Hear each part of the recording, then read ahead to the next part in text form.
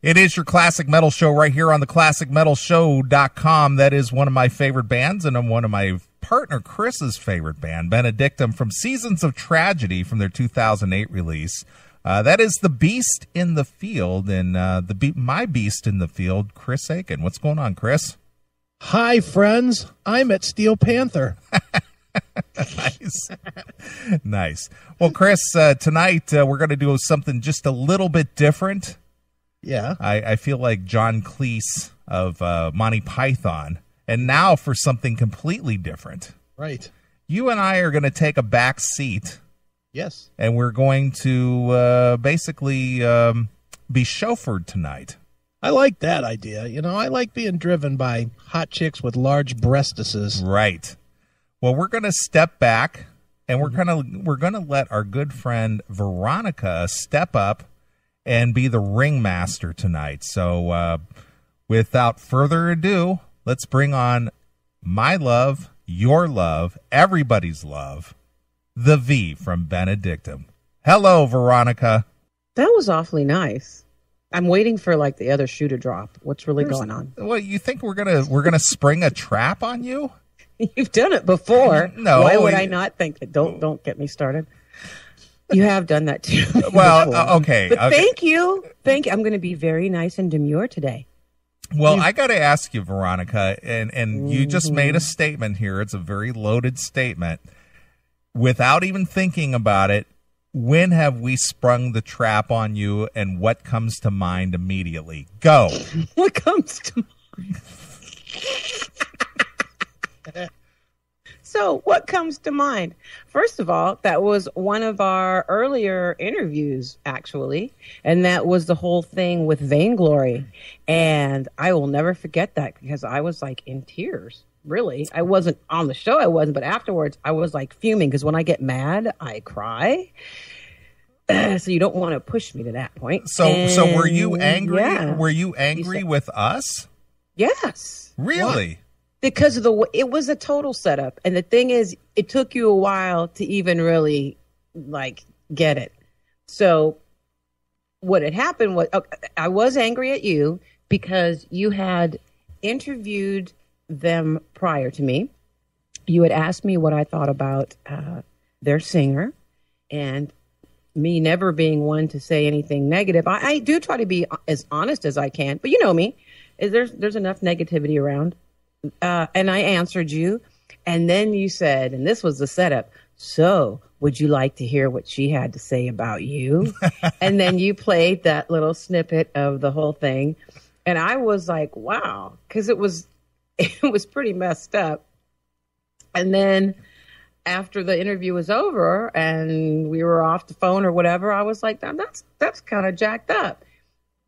So it got thrown on you. In your defense, somewhat. First of all, the whole setup was not cool, right? You got to kind of admit, I mean, it may be cool for you, but I thought it was funny. Yeah, see, you would, and that's the issue that I have with you, which is okay. and here we are 8 years later, and you still like us. I am drawn like a moth to the flame. So the thing that made it worse that really upset me was that when I went to find out, so what's up with that? Because at the time, I think we were on the same label and everything, and I was just really was shocked. It's not that, I mean, honey, I have so many haters. Please, that's okay. You don't have to like what I do. You don't even have to like me or anything like that. Most people don't really know me, so it doesn't really matter. However, it's when, hey, so what's up with that? That was kind of negative. It wasn't true what was said, because what was said was that I had this budget, this $100,000 budget, and anyone can sound good when they have money like that to throw at an album or something of that nature. And she did say that, and we did not prompt her to say that. We just asked her. We actually asked her about several singers, including you. Right. And she was more or less envious because she believed that the label did not spend the kind of money on Vainglory as they did Benedictum. And she, without our prompting, made the comment that the reason your record sounded so much better, in her opinion, was because the label spent more on a budget for you than them. And that was okay. And I remember it very close to that. But here's the other part, because when I played it back, I played it for Jeff Pilson. Right. He was appalled. And he's like, wow, it makes me sound like some sort of mercenary. And on top of that, what really aggravated me was that when confronted or whatever, the response was that you guys put her up to it. No, we didn't put her up to it. I'm just telling you. I'm sure I've told you this before, but let's just, since we're on the subject. I know, and I was told Go ahead. that you told her that, oh, I just want you to say, go ahead and just say a bunch. We're playing like a game or something. I have the emails somewhere. And the explanation I had was that you guys put her up to it, that you set her up, that you said, you know what, just for shits and giggles or whatever, you say some negative stuff about a few artists, and why don't you say negative stuff about Veronica? And that's a lie. And I know, and she thinking that, okay, trusting you, went ahead and did that. And even I knew that was bullshit, but at the time, I'm like, well, I kind of know you guys. It does sound like something you might do. Wait, does that sound? I'm just saying. That sounds nothing. We don't set, and you've been in the studio. Yeah. Set up nothing. Okay. We barely know what we're even going to talk about. True. And I didn't even want to go down this road because that was like one of my first things where I was like very upset with you guys. And, I never understood the whole thing because it couldn't have been farther from the truth. It wasn't about someone not liking what I did or something. It was more about how much money I had to put into that record, how much over whatever budget I had from, at that time, it was Locomotive Records. And it wasn't a huge budget. Trust in that. How much extra time Jeff put into it. So many people did this as a labor of love, and me having to pilfer funds from all over the place to try to make it work. So to me, it was kind of a touchy subject. Like, how dare you? I wish I had that kind of budget. But I remember us saying how, wow, this record sounds really, really great for the shoestring budget that we had. So to have someone, make the accusation, if you will, that we had this large budget and that's why it sounds like that, really kind of, that was a little bit hurtful. I'm kind of sensitive anyway. Yeah. But, life goes on and it's cool. And maybe that's what she really believed. But then trying to put it on you kind of like, okay, really? Oh, we would never say that. That was their response to the label. We would never do anything like that. Those guys that Chris and Neeley at that show, they made us say stuff about people and said that they were going to make like a joke with it and stuff. Right. That never happened. That never happened. Because we asked, I know, but we asked her, we asked Doro the same questions. And we didn't even know her. Yeah. And we asked, what's her name from Vainglory? What's her name? Kate French. Kate French. We asked her and we asked you. We asked you all three the same question. And we didn't play it up. We didn't say something negative. We never say that, ever. And she came right out the barrel with that.